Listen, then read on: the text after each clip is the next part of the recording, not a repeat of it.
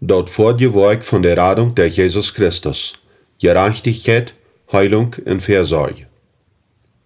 Wat hat Jesus am Kreuz vollbracht? Als Kind wist ik dat al, dat Gott uns die Sünden vergeeft, wie in Jesus die Sünden am Kreuz betoelt, en dat is wel zo, wie nur dit Leben am Himmel kommen können. Aber dat is im Grund genommen alles, wat ik van dat vollbrachte Werk van der Erlösung en de Kerken en de Sonntagsschool hield. Daher hat dat meest keinen Einfluss en wo ik Geld hanteert.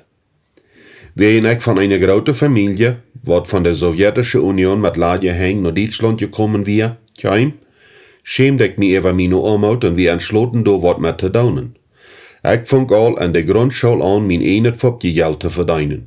Aber ich dachte danach, dass Jesus nicht für so wat anbedient mit als Geld nur der Welt gekommen wir. Diese Denkweise hält meine Aussicht zum Leben vor langem Nebel. Jahrzehnte Lothar erstmal, frug ich Gott, kann ich keinmal bloß einfach wat als ein Geschenk haben, wat mir bloß einfach gegeben ist? Muss ich einfach immer für alles schaffen? So als viele andere Christen, habe ich auch viele Botschaften gehört an das Tiende aufteilen, abvergeben in ein moralisches Leben leben. Ich wusste zum Beispiel, dass ich nicht stehlen soll, aber für viele Jahre dachte ich nicht, dass Gott bei sie dort noch ein Interesse an Geld hat, und ich hatte keinmal gedacht, dass er ein ganzes System hat, wo mit Finanzen umgegangen muss, was all im Paradies anfing und nicht zum Ende kam, als Jesus am Kreuz raubt, nu ist alles vor dich gebracht. Also, wat wir vor dich gebracht? Ich glaube ohne Zweifel, dass viel mehr als bloß Erlösung vor dich wie als Jesus utraubt, nu ist alles vor dich gebracht. In 1. Korinther 15, Vers 20 bis 22 sagt Paulus, dass Sünd und Tod durch den ersten Adam nur die Erde kämen, aber Jesus Christus bracht uns Gerechtigkeit und Leben als zweiter Adam. Leist er nicht dort, wat von Adam an Eva verdorben wir, als sie das erste Mal sündigten? Weil wir dort mal ein bisschen durch die Bibel kicken, wat die Folgen von Adam und Eva ihr Ungehorsam in ihrer Rebellion wären.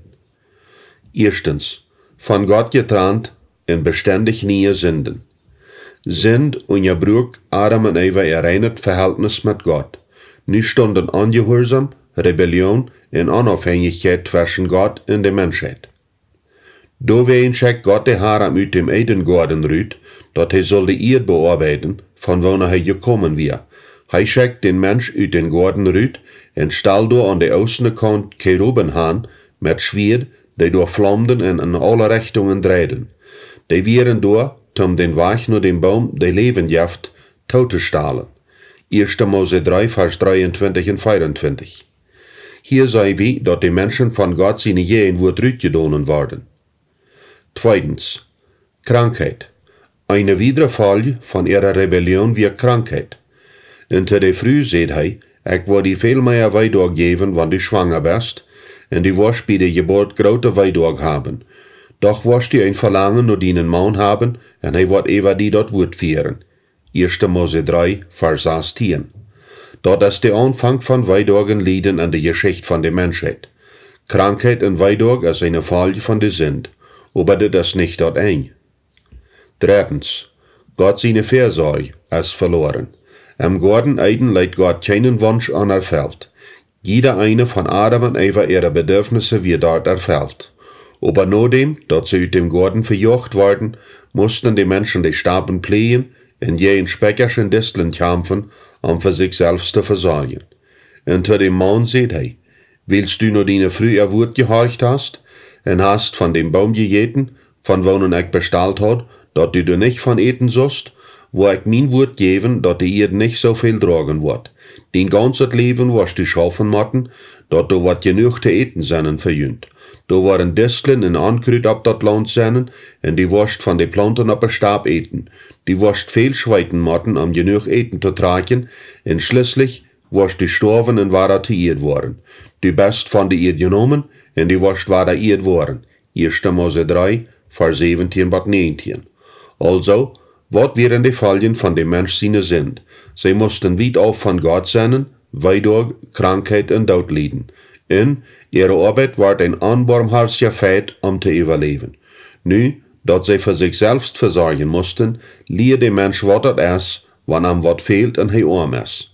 Nachdem sie die Soot geplant hadden, luren sie zwiefelhaft nur die Arend. Ganz am Gegensatz zu dem Garten Eden, wo Gott alles versorgt hat. Nu mussten sie sich um sich selbst kümmern. Diese negative Folgen, eine gebrochene Menschheit mit Sorgen beladen, gedreven um Eigendom zu sammeln und zu vermehren, folgen auf Kosten von ihrer Gesundheit und andere Opfer, diese drecken uns von Tag nach Tag. Dort det wij nicht einen versorgenden Vater zu haben. Als Jesus am Kreuz uitroept, dat is vor dich gebracht. Von wonen von diese Folgen redet er dann. Sicherlich rät er uns von Sünd und Verseindanz mit Gott. Aber was ist hier alle mit an? Nummer 1. Jesus starb am Kreuz, um für meine Sünden zu bezahlen. Meist alle christliche Denominationen glauben, dass Jesus nur die Erde kam und am Kreuz für unsere Sünden starb. Gott seine Liebe für diese Welt ist so groß, dass er seinen einzigen Sohn gab, dass all die an ihm glauben, nicht verloren gehen, aber das ewige Leben haben. Johannes 3, Vers 16. Aber Jesus trug nicht bloß unsere Sünden um das Kreuz, aber auch unsere Krankheiten. Das wird auch von vielen Christen geglaubt. Nummer 2. Jesus starb am Kreuz für meine Krankheit. Wir sagen einmal sein Utbund und als veracht. Er hat viel geleden und ist krank gewesen. Er wie als einer, der sein Gesicht nicht weiß, er wie ein Utbund und wir rechnen am Nust. Doch die Krankheit, die er trug wie unsere. Dort Lieden wird uns traf, trug er. Aber wir dachten, Gott mög am Lieden bestraft haben. Doch wie er in unsere Sünden verlatzt, er brug uns vergonnen doll. Ab am lag die Straf, die uns heil mög, dadurch, dass er die Schläge krieg, sind wir gesund. Wir wären alle ab dem Erwach, so als Schub, der jeder seinen einen Weg gehen. Aber der Herr lädt all uns angereicht sein ab am. Jesaja 53, Vers 3 bis 6. Als tweeder Adam erleist Jesus alles, was Adam und Eva im Paradies anreich gedonen hadden. Vieles ist von diesen zwei Sachen al gelehrt worden, dass Jesus am Kreuz mit unseren Sünden und unserer Krankheit verhandelt hat. Darüber ist viel gutes Lesstoff zu haben, und ich will mich daher davon aufholen, durch in weitere Einzelheiten nennen zu gehen. Wenn wir von diesen grundlegenden Sachen wiedergehen, weil wir uns einmal mit der dritten Part von der Erlösungswerk beschaffen, was Jesus am Kreuz erfüllt hat. Nummer 3. Jesus starb am Kreuz, um mich von Armut zu erlösen. Einige mochten dit als eine drieste Aussage anchecken, vielleicht sogar als wenn man sich was wünscht. Starb Jesus wirklich für unsere Armut? Kann ich das einfach so sagen? Wo sagt die Bibel dort? Einige von jünt mochten denken, nee, das ist zu gut, dass das Wahrheit sein kann. Da wird keine neue Fabrik vom Himmel fallen, bloß wenn ich ein Christ sei. Wenn das so wäre, wieso ist der Monat danach so lang nicht zu eng, wenn das Geld all alle ist? Denke mal über einen anderen, nicht weniger notdrivenden Gedanken noch. Meine Sparkasse, wat ich ehen, wat ich damit tue, wat ich nicht ehen. Als eine geistliche Sache krieg so als Sinn oder mein Verhältnis mit Gott. Ja, das ist kriegt, was ich sagen will. Jesus starb am Kreuz, auch um uns finanziell zu versorgen, und das ist, wo so unsere Finanzen und auch unsere finanziellen Umstände eine Frage von Geistlichkeit ist. Ist das so? Starb Jesus wirklich für unsere Armut, was uns fehlt oder was wir neidig haben? Weil wir mal sein, was Jesus von sich selbst sieht. Und Jesus sagt zu ihm, Fas haben ihre Lacher, die Vögel haben ihre Nester, aber die Menschen sehen haft nicht einen Platz, seinen Kopf anzuleihen. Matthäus 8, Vers 20. Das bedeutet, dass Jesus arm wir. Wat Uitleier glauben auch, dass die weise Männer Jesus ihre Geschenke brachten, und daher moet hij rijk gewast sein. Sicher wären die Geschenke von Gold, weil auch in Mirren ein wichtiges Part an sein junges Leben, angedacht, dass die Familie in seine ersten Jahren pflichten und am Utland sein muss. Aber das regt wahrscheinlich nicht wieder aus dort. Lothar arbeitet Jesus an seinen Pflege oder seine Dascherie, und an seinem öffentlichen Dienst hat er nicht einmal eine Stätte zum Wohnen. Das ist, was die boven angegebene Schriftverse uns sagen. Lukas nannt, was früher ab, was mit am Taub reisten, und am mit ihren Eigendom dienten. In Johanna, die früh von Chusa, die Herodes sein Geschäftsverwalter war, und Susanna und viele andere, die von ihren Familien gegeben hatten, für ihm zu sorgen. Lukas 8, Vers 3. Dort bedeutet, dass Jesus und seine Jünger von der finanziellen und materiellen Unterstützung von dieser frühes lebten.